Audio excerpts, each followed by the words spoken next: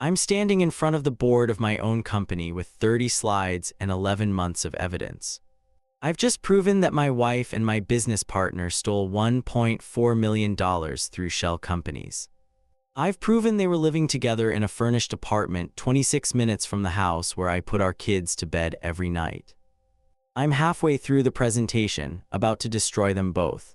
And then my co-founder, the man sleeping with my wife, stands up, puts both hands flat on the table and says, "You want to talk about who damaged this company? Pull up the bids he submitted at 20% below cost. Ask him why the company needed saving in the first place." The room goes dead silent. Nobody looks at him. They all look at me. And then a retired contractor I'd respected for 20 years leans back and says 5 words that demolished everything. Sounds like there's plenty of blame to go around. But let me start from the beginning. Before I get into the full story, if you're into stories like this, real ones, where nobody walks away clean, hit like and subscribe. We drop new stories every single day. This is not a revenge story. I know that's what you clicked for, and I need to say that upfront because I spent 11 months believing it was one. The moment I stood up in front of that board, I found out I was wrong about almost everything except the fraud. I'm posting this from a throwaway because there are still active legal proceedings, and my attorney would kill me if she knew I was writing this. But the criminal case is public record now, so whatever. I need to get this out somewhere. Not because I'm some righteous guy who outsmarted 2 criminals. The truth is way uglier than that. I need to tell this story because if I don't get honest about all of it, including my own part, I'm going to lose my mind. My name doesn't matter, but I'll tell you I'm 44. I live outside of Charlotte, North Carolina, and until about 14 months ago, I thought I had the kind of life other people envied. I co-founded a commercial HVAC company called Pinnacle Climate Solutions back in 2014 with my college roommate, Derek Schaefer. We started with 1 truck and a line of credit from my father-in-law, Ray. He put up $80,000 because he believed in me, and I promised him I'd take care of his daughter. Remember that because it matters later. By 2022, we were doing $11 million in annual revenue with 40-something employees. Comfortable, profitable. Derek wanted to stay that size. He said we had a good thing and shouldn't push it. I told him he lacked vision. That's a polite way of saying I told my best friend his ambitions were too small and then ran right over him. I pushed us to chase hospital contracts in Raleigh-Durham. Big institutional work that required us to nearly double our crew and equipment in 18 months. By 2023, we were doing $19 million in revenue with 62 employees. On paper, I looked like a genius. In reality, I had underbid 3 hospital contracts by a combined $512,000 because I was so desperate to win them that I priced below our actual costs. I knew the numbers didn't work when I submitted the bids. I told myself we'd make it up on volume. Classic idiot move. Derek sent me an email in August of 2023 that said, quote, "These Raleigh numbers are going to bury us if we don't renegotiate." I told him I'd handle it. I didn't handle it. I need you to understand that before anything else in this story makes sense. What my wife and my business partner did was criminal. But the reason the opportunity existed, the reason there was a financial hole to fill and books no one was watching, that's on me. My wife, Jenna, had been our office manager since 2016. She handled accounts payable, vendor relationships, and bookkeeping. All of it. One person, no oversight, because I was too busy chasing contracts to build proper financial controls. Derek actually suggested implementing dual signature requirements and quarterly outside audits back in 2021. I shot it down because I thought it would slow us down. Incredibly stupid in hindsight. Remember that too. I trusted Jenna completely. She was my wife. We'd been married 11 years. We had 2 kids, Caleb who's 9 and Lily who's 7. We went to church on Sundays. We had a labradoodle named Biscuit. We were boring and happy, or that's what I'd been telling myself anyway. I think the first time something felt off was on a Tuesday in March of 2025. I remember it was a Tuesday because I'd been at a dentist appointment that morning and was already in a foul mood. I was going through a quarterly P&L because our margins had been slipping for about 18 months and I couldn't figure out why. I pulled up a vendor I'd never heard of. In 10 years of running an HVAC company, I've personally shaken hands with every supplier we've ever used. This one was a ghost. I almost asked Jenna about it right then. Thank God I didn't. Instead, I sat in my home office at like 2 in the morning and searched the North Carolina Secretary of State's business registry. The vendor was a shell company. The registered agent traced to another shell at a UPS store in Huntersville. And that company's registered agent was Derek's sister-in-law, Paula Schaefer. My hands were shaking. Like actually shaking. The two people I trusted most in the world. My business partner.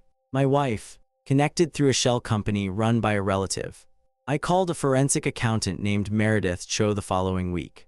She charged $425 an hour, and I paid her out of personal savings so nothing would trace through the company books. Over 3 months, she found 3 more fake vendors. 4 total, all registered within a 16-month window, all receiving regular payments that Jenna processed. The total over 26 months came to $1,412,867.41. But the number isn't what got me. It was the timeline. When Meredith mapped the payment history, the first 8 months of fake vendor payments almost exactly matched the monthly losses on my Raleigh hospital contracts. $40,000 to $50,000 a month flowing out through shell companies, roughly the same amount the company was hemorrhaging on underbid jobs that I had pushed for against Derek's explicit objection. Meredith found emails between Derek and Jenna from late 2023. Derek wrote, quote, "We need to find a way to cover the shortfall on the Raleigh jobs before he notices." End quote. Jenna replied, quote, "I can build it into the vendor payments. He never checks those." End quote. They started the fraud to cover up my failures. Let that sink in for a second. My reckless underbidding was bleeding the company dry, and instead of confronting me, which, honestly, they absolutely should have done, they decided to paper over it with fake invoices. Then they kept going. What started as covering a $40,000 monthly shortfall turned into skimming straight into their own pockets. The fraud went from a desperate patch job to outright theft. And somewhere in the middle of that, they fell into each other. The affair. People always ask about this part, and the truth is more pathetic than dramatic. Meredith didn't find hotel receipts on a credit card like in a movie. She found a lease. Derek and Jenna had co-signed a 12-month lease on a 2-bedroom apartment in Lake Norman, starting January 2025. They'd been furnishing it. A couch from West Elm, kitchen supplies from Target or wherever, a 65-inch Samsung mounted on the wall. They weren't sneaking around for cheap hookups at some Holiday Inn. They were building a parallel life. A whole separate home, 26 minutes from the house where I was putting our kids to bed every night thinking my wife was at PTA meetings. I sat in my car outside that apartment complex for 45 minutes one evening in June. It was still hot out, like 90 degrees at 7 p.m., and I had the AC running and my hands on the steering wheel just staring at the building. I watched Derek's truck pull in at 7:15. I watched the lights come on in a second-floor unit. I drove home and helped Lily with her math homework. She was working on fractions. I remember that because my hands were shaking so badly I could barely hold the pencil, and she asked me if I was cold. People ask me how I stayed patient for 11 months. They think it was discipline or some calculated masterstroke. It wasn't. Half the time I was paralyzed because I didn't know whether I was the wronged party in this story or just a different flavor of the problem. My ego created the financial pressure. My neglect created the opportunity. My arrogance made me wave off every warning and every safeguard. Meredith said something to me in her office one afternoon that I think about constantly. She said, "You're not responsible for their choices, but you should understand why your company was vulnerable to this. It was vulnerable because of me." My ego built the pressure cooker. Derek and Jenna chose to commit fraud, and that's on them. But I built the kitchen. So I documented everything. Not out of cold-blooded strategy, I wish I could say it was, but because Meredith told me, every dollar you document now is a dollar you recover later. Emotion is expensive. Patience pays. I held onto that like a life raft while I tried to figure out whether I even had the moral standing to blow up 2 people's lives. I copied every invoice, every bank statement, every email. Meredith helped me build a timeline that was 214 pages long. My divorce attorney, Sandra Kessler, reviewed everything. My corporate attorney advised me on my rights as 51% majority owner. And in February of 2026, I called a special board meeting. Told everyone it was a routine strategic review for the new fiscal year. What happened in that room is the part of this story I rehearsed for months and still got completely wrong. We have a small board. Me, Derek, our CFO, Martin, and 2 outside advisors. Jenna attended in her capacity as office manager, which she always did. I started with normal business. Revenue projections, market analysis, hiring plans. 15 minutes of putting everyone at ease. Then I put up the audit findings. I expected the room to shift under my control. I expected shock, maybe tears from Jenna, maybe Derek crumbling the way I'd imagined during all those months of rehearsal. And that brings us to the moment I told you about at the start. Derek standing up before I was even halfway through the evidence. Both hands on the table. My own Raleigh contracts turned into a weapon against me. Jean's 5 words about blame. And every eye in that room shifting from him to me. The honest answer, the one I had to give in front of the entire board, was yes. I knew the Raleigh contracts were underwater. I'd known for almost a year before any of this started. I'd never told the board. I'd never told Martin. I'd hidden it the same way they hid the fake vendors, just without breaking any laws. Or maybe breaking different laws. My corporate attorney later told me that failing to disclose material financial risk to your own board is a fiduciary gray area I never want to explore further. Jenna was crying. Not dramatically, not begging. Just sitting there with tears running down her face, staring at the table. She didn't say a single word the entire time. She didn't try to defend herself. Somehow that was worse than if she had. I wasn't the hero of this story. Not even close. I was a guy who'd built a house of cards and was now furious that someone else had knocked it over while stealing from the pile. I managed to finish presenting the evidence. The shell companies, the money trail, the apartment lease. I moved to invoke the termination clauses. Derek argued that the initial payments constituted operational necessity and shouldn't trigger the buyout clause. My corporate attorney had anticipated this. The clause was airtight regardless of intent. But when Derek said those words, operational necessity, and looked at me like I was the one who'd forced his hand, I felt something I wasn't prepared for. Not just guilt, more like the floor dropping out. Like everything I'd been standing on for 11 months wasn't actually solid. Security escorted them both out. The locks were changed by 5 p.m. But the meeting didn't end there. After Derek and Jenna were gone, Jean looked at me and said, "Now you explain the Raleigh situation." No presentation, just the truth. So I stood in that same room where I'd just dismantled 2 people's careers, and I walked the board through every bad decision I'd made. The underbidding, the ignored warnings, the 18 months of not reviewing the financial statements, shooting down Derek's proposals for better controls, hiding the contract losses from the board and from Martin. Martin sat there with his hand over his mouth the whole time. When I finished, there was a long silence. Then Jean spoke. He said, "I've known you for 20 years and I'm going to be straight with you. What they did is criminal. What you did may not be. But it's the worst leadership I've seen in my career, and I've seen a lot. You hid material losses from this board. You ignored the financial controls your own partner recommended. You created the conditions that made this fraud possible, and then you went 18 months without noticing it was happening. If this board votes to keep you, it'll be because there's no one else right now, not because you've earned it." The vote was 3-1 to retain me on a provisional basis with conditions. Monthly financial reviews with board oversight. An outside advisory committee with veto power on major expenditures. Mandatory board approval on any contract over $250,000. Basically the kind of restrictions you put on someone you don't trust. Because they didn't. Jean voted against retaining me. He said the company deserved better leadership. 2 weeks later, he resigned from the board entirely. 20 years of mentorship gone. He sent me a 2-line email that said, "I wish you well. I don't have confidence this ends differently next time." I've read those 2 sentences more times than I've read anything Meredith Cho ever put in front of me. Here's the aftermath, and I need to be straight about it because honestly, part of me still wants to frame this as some kind of victory, and that instinct is exactly the kind of thinking that got me here. Derek Schaefer was indicted on 14 counts of wire fraud and 3 counts of money laundering in March. His trial is pending. The $1 buyout clause held initially, but his attorney is contesting it. The core of his argument is that the fraud began as an attempt to preserve the company from my mismanagement. My corporate lawyer says this could drag on for 2 years and cost me 6 figures in legal fees. And the ugly truth, Derek's argument isn't entirely wrong. It started because the company was drowning. That doesn't make the fraud legal. But it means the story is a lot messier than the version I rehearsed in my bathroom mirror for 11 months.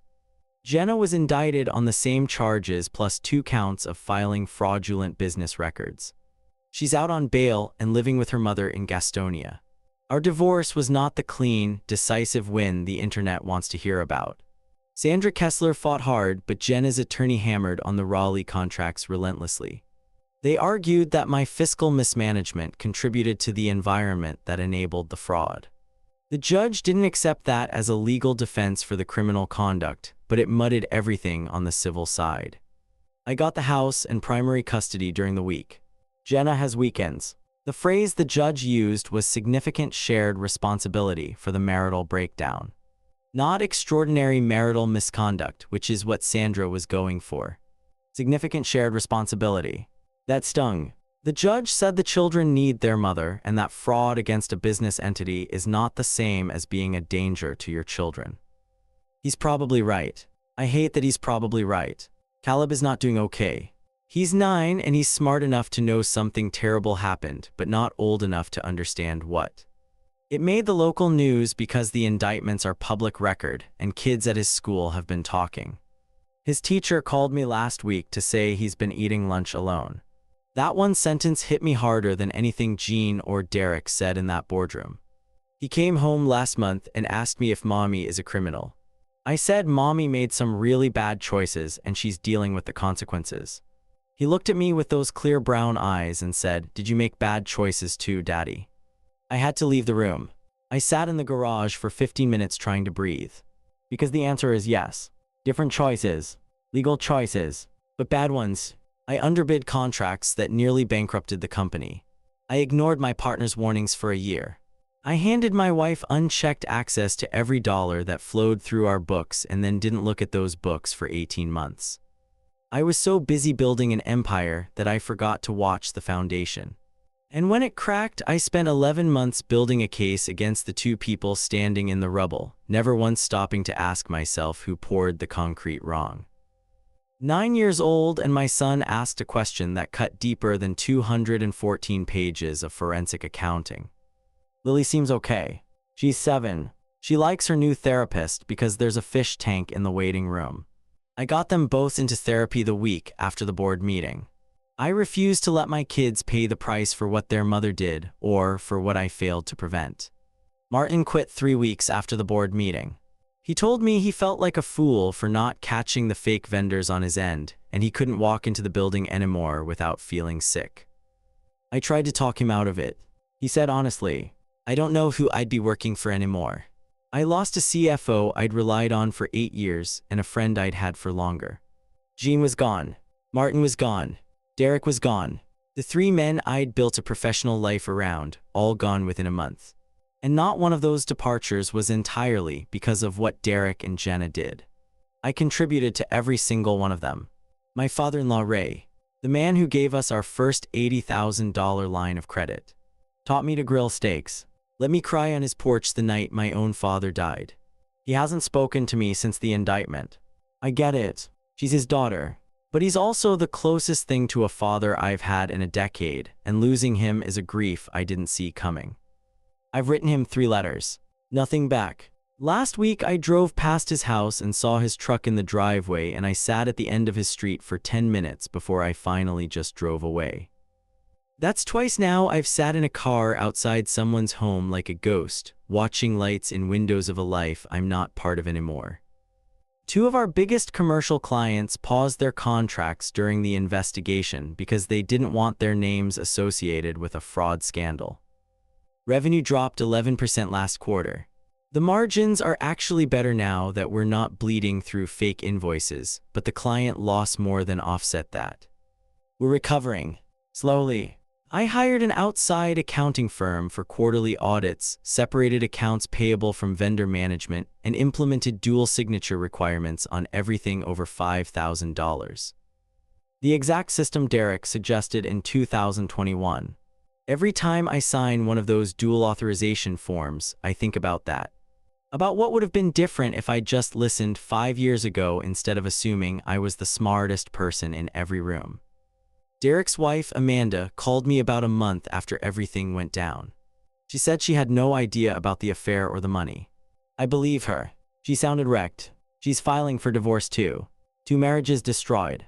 2 families with kids trying to understand why everything changed.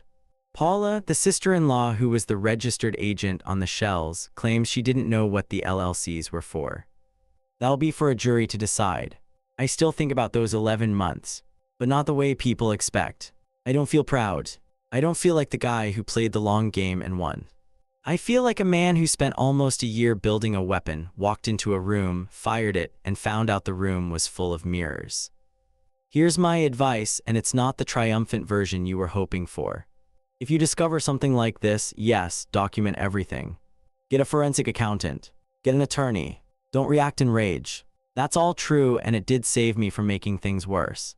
But do something I didn't do soon enough. Turn the investigation on yourself. Before you build your case against the people who wronged you, sit down and honestly ask what you contributed to the disaster. Not to excuse what they did. What Derek and Jenna did is indefensible and criminal. But because if you walk into that room thinking you're the hero, you will get blindsided when someone like Jean looks you in the eye and tells you there's plenty of blame to go around. The hardest moment of the last 14 months wasn't the board meeting. It wasn't the indictments. It wasn't watching Jenna cry or hearing Derek call me out or reading Jean's 2-line resignation email. It was my 9-year-old son looking at me with those clear brown eyes and asking, "Did you make bad choices too, Daddy?" And the hardest word I've ever spoken was yes. I'll answer questions if anyone has them. But I don't need you to tell me I was right. I already know I was right about the fraud. What I need to figure out is how to be right about everything else going forward.